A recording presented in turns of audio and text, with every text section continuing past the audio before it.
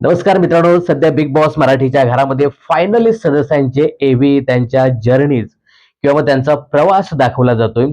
काल अनुश्री माने आणि दीपालीताई यांचे एव्ही दाखवले, त्यांचा प्रवास दाखवला आणि त्यांच्यासाठी देखील फार असे भारदस्त शब्द वापरले गेले. जसं की अनुश्री मानेसाठी शेरणी, त्यानंतर दीपाली ताईंसाठी काय रणरागिणी असे भारदस्त शब्द वापरले. आणि आज अनुश्री सांगत होती की माझ्यासाठी का शेरणी शब्द वापरला असेल. मी एवढे राडे केले, भांडण केलं, म्हणजे खोटं बोलले, चोरी केली. त्याला असा मिळता-जुळता एखादा शब्द त्यांना सुचला नसेल का? शेरणी? खरं तर हा तन्वीसाठी एक टोला होता. कारण ज्या पद्धतीने तन्वी कोलते ही स्वतःची एवी बघून आली आणि तिच्यासाठी असं भारदस्त शब्द वापरले नव्हते. त्यामुळे माझ्यासाठी बाई असं वापरलं, म्हणजे मी काहीच नसताना देखील मला असं बोलले ते. आणि तुला काय ते टास्क क्वीन आणि अमुक-तमुक, ते तर रितेश भाऊ देखील बोलायचे. पण मला तर शेरणी बाबा, शेरणी म्हणजे असं एकंदरीत उकसवायचा प्रयत्न अनुश्रीकडनं सुरू होता. पण तन्वी बोलली, मला तर डायरेक्ट बिग बॉस बोलले, की "तुला वडील नाहीये, पण मी बिग बॉस आहे, बिग बॉस." तर ठीक आहे. या सगळ्यावरती आपण अगदी व्यवस्थित बोलूया. खरं तर तेवढं जास्त काही बोलण्यासारखं नाहीये. कारण आपण या सगळ्यांचा प्रवास अगदी व्यवस्थित डोळ्यांनी पाहिला आणि त्याच्यावरती भरपूर साऱ्या गप्पा देखील मारलेल्या आहेत. तर आजच्या दिवसामध्ये 2 कट्टर प्रतिस्पर्धी, विरोधक, एकमेकांचे दुश्मन असलेले विशाल कोटियान आणि तन्वी कोलते यांचा एव्ही दाखवला. खरं तर या दोघांचाही एव्ही खूप चांगला होता मित्रांनो. पण त्यातल्या त्यात मी नक्कीच सांगेल विशाल कोटियान यांचा एव्ही मला नक्कीच जास्त आवडला. विशालच्या एव्हीमध्ये नक्कीच त्याची नाती असतील, भांडण असेल, कडकडून लोकांनी केलेला विरोध असेल, इमोशनल असेल आणि महत्त्वाचं म्हणजे मास्टर माइंड, हे सगळं अगदी व्यवस्थित त्या एव्हीमध्ये पाहायला मिळालं. तन्वीच्या एव्हीमध्ये देखील खूप सारा ड्रामा पाहायला मिळाला. तर या दोघांच्या एव्हीबद्दल देखील आपण बोलूया. तर जाऊया, एव्ही बघूया. मित्रांनो, विशालवरती असे सतत आरोप लावले जात आहेत सध्या सोशल मीडियावरती. "अरे, हा तर मराठी नाहीये. हा मराठी बिग बॉस आहे. मग आपल्याच मराठी माणसाला जिंकवायला पाहिजे." असं सतत सध्या सोशल मीडियावर बोललं जाते. तर कदाचित बिग बॉसने देखील हे पाहिलं आणि येथे विशाल कोटियांची ओळख करून देताना बिग बॉस म्हणाले, "अस्सल मुंबईकर आणि मनाने मराठी असलेला आणि ज्याचं बिग बॉस या खेळावरती भरभरून प्रेम आहे आणि जो योद्ध्यासारखा बिग बॉसच्या खेळाला समजतो आणि तो खेळतो, असा मास्टर माइंड विशाल किशोर कोटियान याचा आता आपण प्रवास पाहणार आहोत. तर ही जी काही ओळख आहे ना, ती जबरदस्त होती. आता मी मगाशी सांगितलं ना, की सोशल मीडियावर बरेच असे आरोप विशालवरती केले जात आहेत, की हा तर मराठी नाहीये. हा मराठी लोकांचा, मराठी माणसांचा हा शो आहे आणि मराठी लोकांनी जिंकायला पाहिजे. असं सतत सोशल मीडियावर काही लोकांकडनं बोललं जाते विशालला. तर त्यासाठी कदाचित बिग बॉसने हा छोटासा प्रयत्न केला असावा. मित्रांनो, विशालच्या खेळाबद्दल सांगायचं झालं किंवा त्याच्या संपूर्ण जर्नीबद्दल सांगायचं झालं तर विशाल ऑलरेडी बिग बॉस खेळून आला होता. बिग बॉस 15 मध्ये त्याने खूप छान परफॉर्मन्स दिला होता. अक्षरशः तो भेडायचा, नडायचा आणि त्याचा एक अँग्री लूक देखील भरपूर पाहायला मिळाला. तेवढा अँग्री लूक या सीझनमध्ये नक्कीच पाहायला मिळाला नाही. परंतु तो एक मास्टर माइंड सारखा गेम नक्कीच बिग बॉसच्या घरामध्ये खेळत होता. त्याला गेम समजायचा, टास्क समजायचा आणि त्या टास्कसाठी कोणाला पुढे करायचं, काय रणनीती आखायची, हे त्याला चांगलं कळायचं आणि हे वेळोवेळी आपल्याला पाहायला मिळालं. त्याचं एक उदाहरण देखील आपल्याला दाखवलं, जसं की तो एक ब्रेडचा टास्क होता. तिथे काय त्याचं नाव होता? आयुष.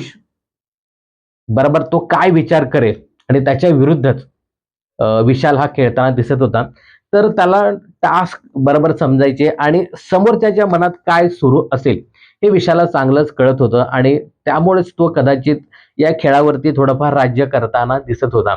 मित्रांनो, विशाल कोटियान हा मास्टर माइंड सारखा नक्कीच बिग बॉसच्या घरामध्ये खेळत होता. त्याला गेम कळत होता, टास्क कळत होता, लोकांना कुठे वापरायचं हे देखील त्याला चांगलंच कळालं आणि एकंदरीत त्याचा गेम पाहता तो बाहेरून ठरवूनच आला होता, की मला ग्रुप करायचा आहे. ग्रुप बनवूनच मी खेळेन. ग्रुपचं नाव देखील तो ठरवून आला होता की टोळीच मी ग्रुपचं नाव देईन. हे काटा वगैरे आहे ना, हे टोळीला हरवण्यासाठी काटा म्हणजे काटा काढायचा म्हणून काटा असं त्याने ते नंतर नाव ठरवलेलं आहे. पण एकंदरीत विशाल हे सगळं ठरवून आला होता की मला असं करायचं आहे. पण लोक जी आली ना, ती अनावधानाने त्याच्याकडे ती आली. अशी काही ठरवून ती आली नव्हती. पहिल्यांदा तर विशालकडे कोण येण्याचा प्रयत्नही करत नव्हता. पण त्याने ती लोकं आणली आणि त्यांची ती टोळी ना खूप स्ट्राँग झाली. विशाल जरी कितीही मास्टर माइंड असला, त्याच्या खेळाने बरेच डाव पलटवले, पण त्याच्या हातात एक गोष्ट राहिली नाही, ती म्हणजे तो आपल्या माणसांना जोडून ठेवू शकला नाही. एकतर कितीही मास्टर माइंड असला, त्याला कितीही गेम चांगला समजत असला, तरी तो माणसं वाचवू शकला नाही. म्हणजे त्याच्या टोळीतली लोकं त्याच्या डोळ्यासमोरून एक-एक जात होती. तो काही करू शकला नाही, ही एक गोष्ट. आणि दुसरं म्हणजे त्या टोळीतलीच लोकं त्याच्या विरुद्ध बोलताना दिसत होते. काय तिचं नाव ती रुचिता जामदार सोडली, तर मग टोळीत आलेले मग ती आता जी टोळीत आहे ती काय अनुश्री, ही देखील त्याच्या विरुद्ध कितीतरी वेळा बोलली. रोशन दादा जेव्हा चुगली दाखवली, त्यानंतर तोही बोलला. परंतु त्याला तो इंडिव्हिज्युअल गेम खेळू शकत नव्हता. त्यामुळे तो टोळीत राहिला. पण त्यानेही काही गोष्टी बोलून दाखवल्या. त्यानेही विशालच्या विरुद्ध आवाज उठवला होता. म्हणजे विशाल किती म्हणत असेल, की मी स्ट्राँग आहे, मी मास्टर माइंड आहे, तरीही त्याच्याबरोबर असलेल्या लोकांना तो थोपवू शकला नाही किंवा मग त्यांना थांबवू शकला देखील नाही. तर असा हा नक्कीच मित्रांनो बिग बॉसचा गेम आहे. पण या सगळ्यामध्ये आहे ना मित्रांनो, जरी तो ग्रुपमध्ये खेळत असला तरी त्याचा इंडिव्हिज्युअल गेम नक्कीच आपल्याला पाहायला मिळाला. त्यानंतर मित्रांनो विशाल आणि रुचिताचा बॉन्ड देखील आपल्याला खूप वेळ दाखवला. यांचं नातं कसं होतं, त्यानंतर काय झालं हे देखील व्यवस्थित दाखवलं. आणि याच्यामध्ये ज्या पद्धतीने तो रुचिताला सांगत होता ना, की "तू खूप सेक्सी दिसतेस, तुला किस करावंसं वाटतं." या गोष्टी आपण तेव्हा बोललो होतो, की या गोष्टी बोलायला पाहिजेत होत्या रितेश भाऊने. फार महत्त्वाची गोष्ट आहे आणि त्याच्यावरती सोशल मीडियावर देखील बरंच काही घडलं होतं. पण ते टाळलं. रितेश भाऊनेही बोलायचं आणि ते उघडकीस नंतर काही आलंच नाही. याच्यावरती कधीच भाष्य केलं गेलं नाही. पण आज ती गोष्ट इथे प्रकर्षाने मांडली गेली. विशाल हे सगळं बघून आहे ना, खरंच खूप शॉक झाला होता, की यार मी हे देखील सांगितलं होतं. असं देखील मी बोललो होतो. पण एकंदरीत आहे ना, विशाल आणि रुचिताचं बॉन्ड चांगलं होतं. म्हणजे या दोघांनीही आपलं प्रेम व्यक्त केलं होतं. ते काय लपून राहिलं नव्हतं. म्हणजे काय म्हणूया, आग दोनों बाजू बरोबर लगी थी. पण मित्रांनो, या दोघांचं असं प्रेम फुलत होतं. त्याच्यामध्ये 2 विलन आल्या. पहिली तर राखी आणि दुसरं म्हणजे ते वाईल्ड कार्ड आलेलं ससा. याने असा काही भडका उडवला ना, की शेवटी या प्रेमाचा विस्फोटच झाला, असं सांगायला हरकत नाही. राखीने मस्तपैकी आग लावली आणि मित्रांनो, हे दोघे पण ना अशी सिच्युएशन होती, की हे दोघेही अगदी जवळ येत होते. त्यांचं प्रेम असं बहरलेलं होतं आणि त्याच्यातच म्हणजे त्याच काळामध्ये राखीची एंट्री झाली आणि हे दोघेही असं त्यांचं प्रेम बहरलेलं होतं. तेवढ्यातच राखीची एंट्री झाली आणि हिरमोड केला राखीने या दोघांच्या प्रेमाचा आणि त्यामध्ये ती अ, ससा बाहेर असं बोलतात तुमच्याबद्दल हे असं झालंय, तसं झालंय आणि मग फुल एकदम रुचिता तर एकदम वेडीच झालेली, की काय हे सुरू आहे सध्या आणि तेव्हापासून मग ते बिनसलं या दोघांमधलं असं पाहायला मिळालं. आणि बघा विशालने त्याच्या खेळावरती नक्कीच नियंत्रण ठेवलं. एवढं सगळं होऊन देखील तो त्या गोष्टीवरती ठाम राहिला. माझं प्रेम आहे तर आहे आणि मी असाच आहे आणि मी म्हणजे जरी त्याच्यामध्ये तो प्रेमामध्ये जरी अडकला असला तरी त्याचा वैयक्तिक गेम तो खेळत होता.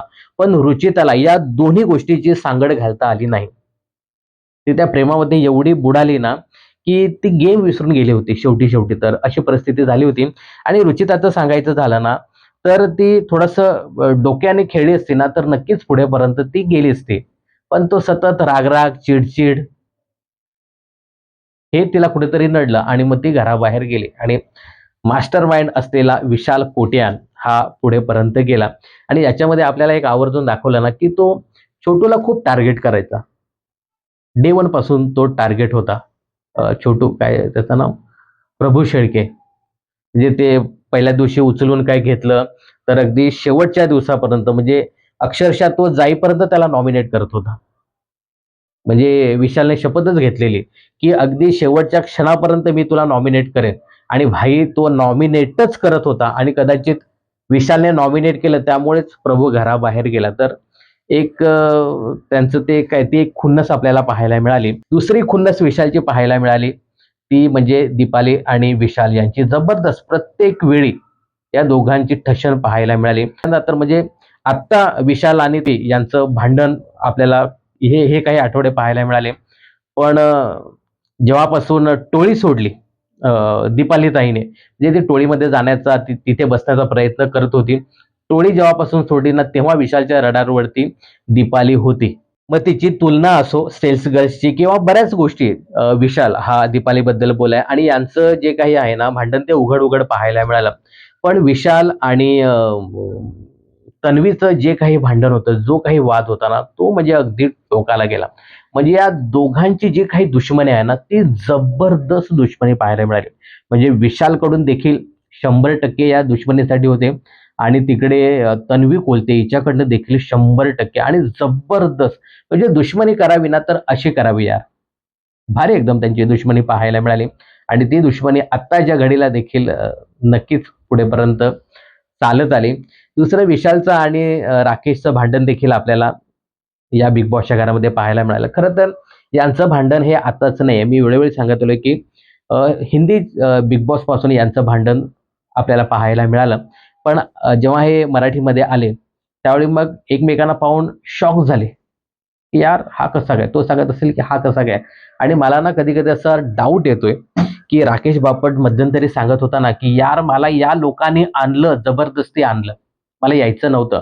तर कदाचित मला असं वाटतं ना, की हे खरं देखील असावं.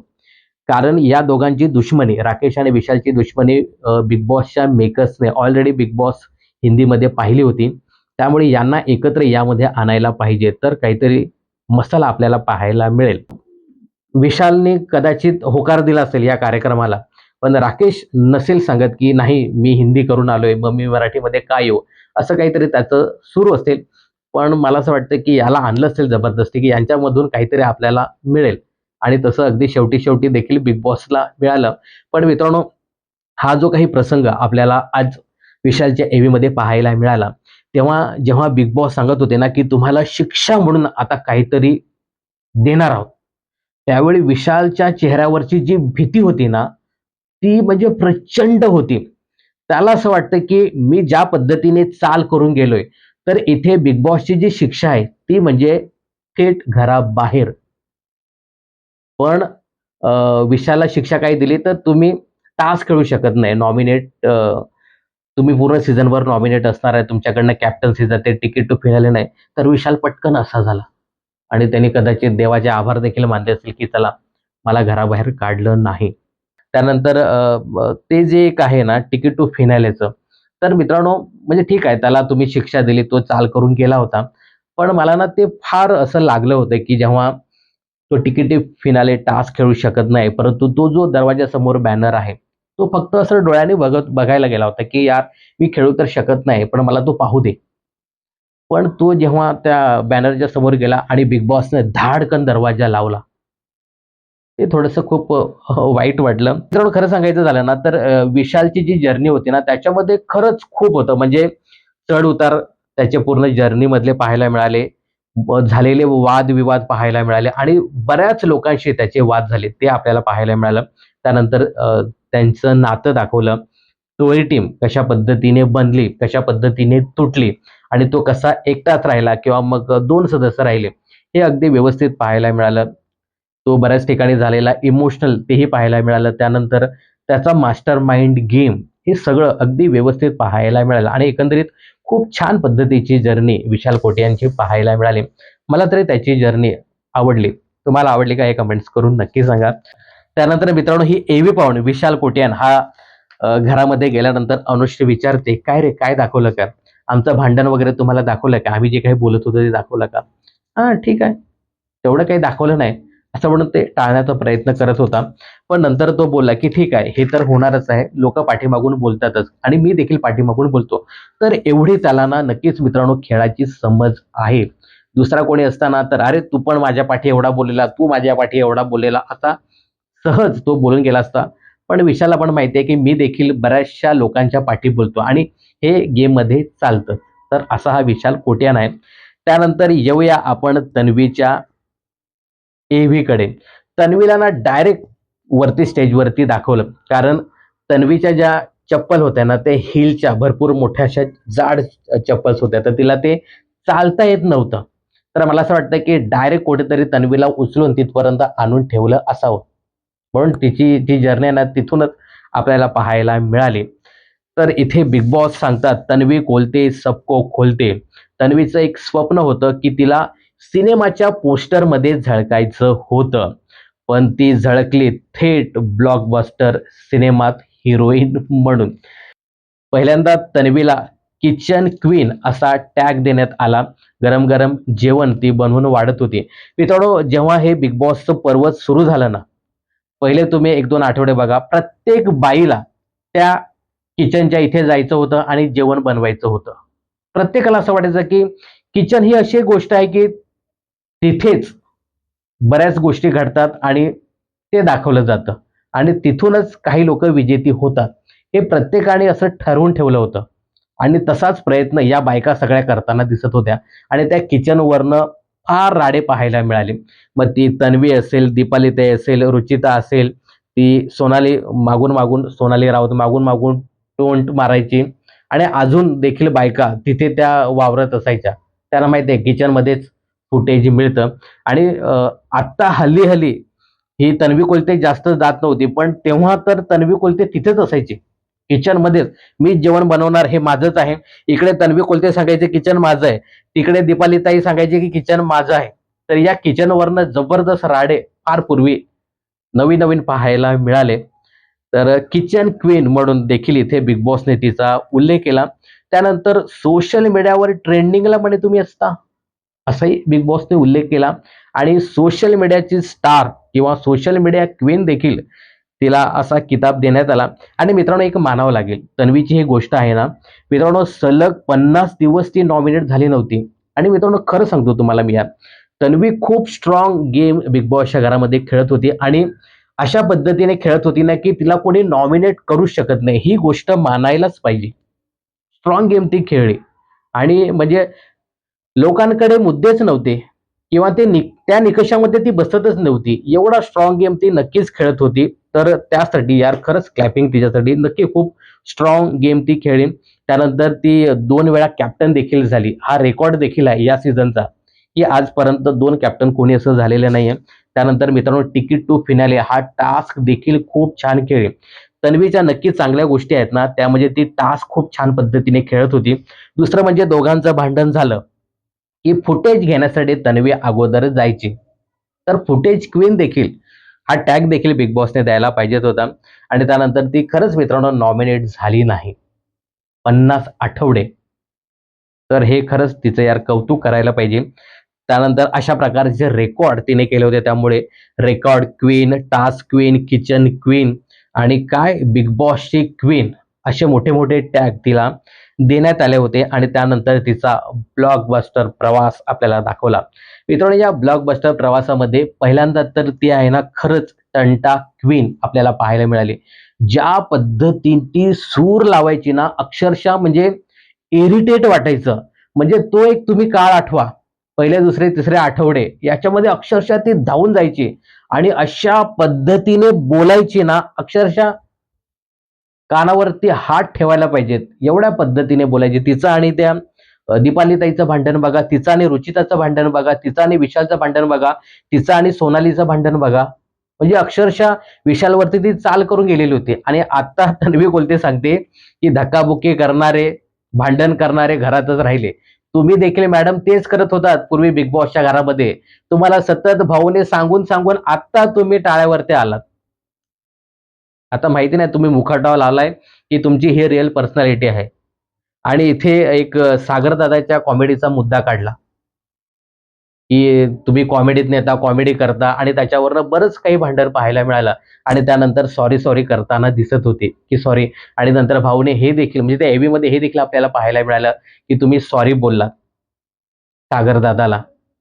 मित्रांनो, मी एका इंटरव्ह्यूमध्ये ऐकलं होतं, जेव्हा बहुतेक मला असं वाटतं, की रुचिता जामदार जेव्हा घराबाहेर पडली होती, त्यावेळेचा हा कदाचित इंटरव्ह्यू होता, की सागरला मी का सॉरी बोलले?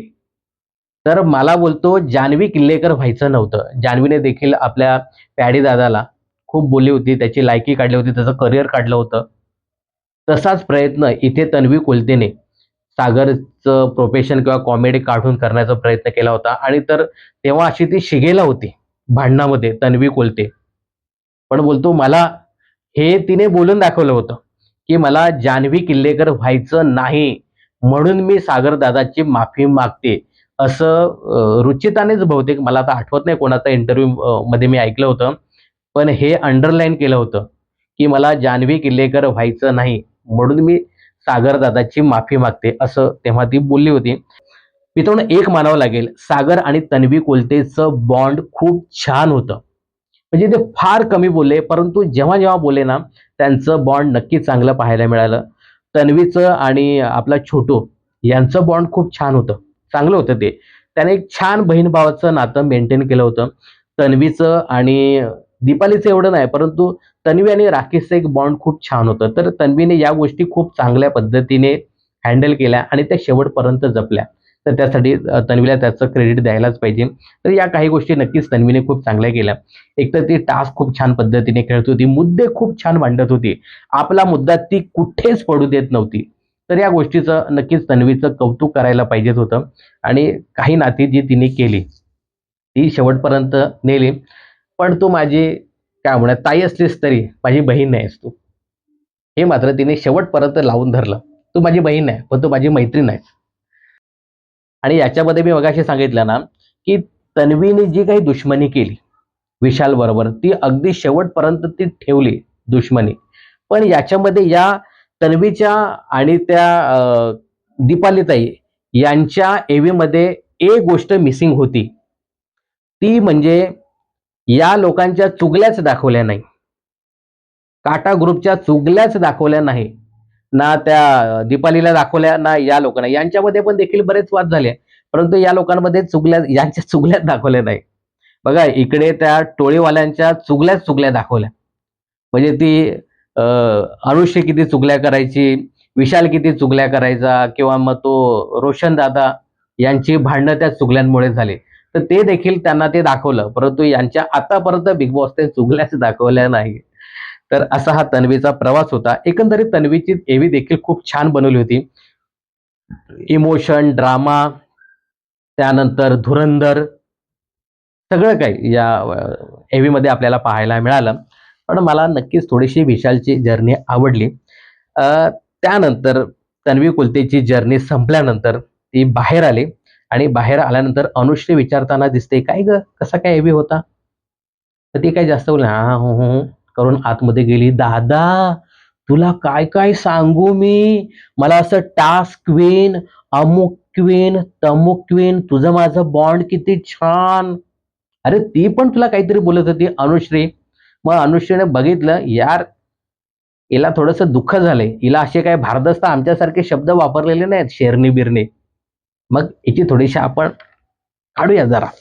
हिला थोडंसं घेऊया आपण. असं म्हणून ती बोलते, की "मला शेरनी दिलं गं. मी तर काहीच खेळले नाही घरामध्ये. मी चोऱ्या केल्या, खोटं बोलले, बोल लावले, तरी मला शेरनी." आता साहजिकच ही तन्वी बोलते. एक शब्द पाडू देत नाही. मला तर बिग बॉस काय बोलले, की "तुझे सध्या पप्पा हयात नाही, परंतु मी बिग बॉस आहे, बिग बॉस." तन्वी, तन्वी आहे. तर ठीक आहे. छान असा एवी दोघांचाही दाखवला. त्यानंतर आरबी येतो, द जेंटलमॅन म्हणून. आता बघू आरबीची जी काही जर्नी आहे त्याच्यावरती आपण नक्कीच उद्या बोलूया. तर आरबीच्या जर्नीनंतर बिग बॉसच्या घरामध्ये 1 ते 5 सीझनचे धुरंधर येणार आहेत. त्यामध्ये जो काही प्रोमो शेअर करण्यात आलाय, त्याच्यामध्ये मेघा धाडे जी बिग बॉस मराठी सीझन 1 ची विजेते आहे. त्यानंतर पुष्कर जोग जो बिग बॉस मराठी सीझन 1 चा उपविजेता आहे. आता दुसऱ्या सीझनमधून कोण येतंय? बहुतेक मला असं वाटतं की नक्कीच शिव ठाकरे यायला पाहिजे. तिसऱ्या सीझन मधून कोण येते? विशाल सिरियल मध्ये काम करतोय, बघू. विकास पाटील आला तरी चालेल, किंवा मग तिसऱ्या सीझन मध्ये आहे ना, जय दुधाणे तर येणार नाही. मला असं वाटतं की उत्कर्ष शिंदे वगैरे येईल. आता चौथ्या सीझन मधून कोण येतंय? चौथ्या सीझनचा विजेता कोण होता? तो केळकर. तो कदाचित येऊ शकतो, नाहीतर किरण मानेंना आणायला पाहिजे. किरण माने आज थेट तन्वीच्या विरुद्ध बोलताना दिसतोय, आणि अनुश्री आणि विशाल कोटियान यांना किरण माने सपोर्ट करताना दिसतोय. आणि 5व्या सीझन मधून थेट 5व्या सीझनचा विजेता सूरज चव्हाण लाल सुटाबुटात आलेला आहे. तर असे काही लोक आपल्याला नक्कीच पाहायला मिळतील. मला असं वाटतं की शिव ठाकरे यायला पाहिजे आणि किरण मानेने यायला पाहिजे. मजा येईल किरण माने आले तर. आता हे बिग बॉसच्या घरातील सदस्यांना काय सल्ले देतात, कोण कसा गेम खेळते, हे कशा पद्धतीने सांगतील, हे पाहणं खूपच इंटरेस्टिंग ठरणार आहे. तर या 1 ते 5 सीझनच्या कुठल्या धुरंधराला तुम्हाला बिग बॉसच्या घरामध्ये पाहायला आवडेल, हे कमेंट्स करून नक्की सांगा. आणि या दोन्ही अ, कट्टर विरोधी असलेल्या विशाल कोट्यान आणि तन्वी कुलते या दोघांपैकी कोणाचा तुम्हाला एव्ही आवडला, हे कमेंट्स करून नक्की सांगा. आणि हो, कोण होणार बिग बॉस मध्ये सीझन 6 चा विजेता, हे सुद्धा सांगायला विसरू नका.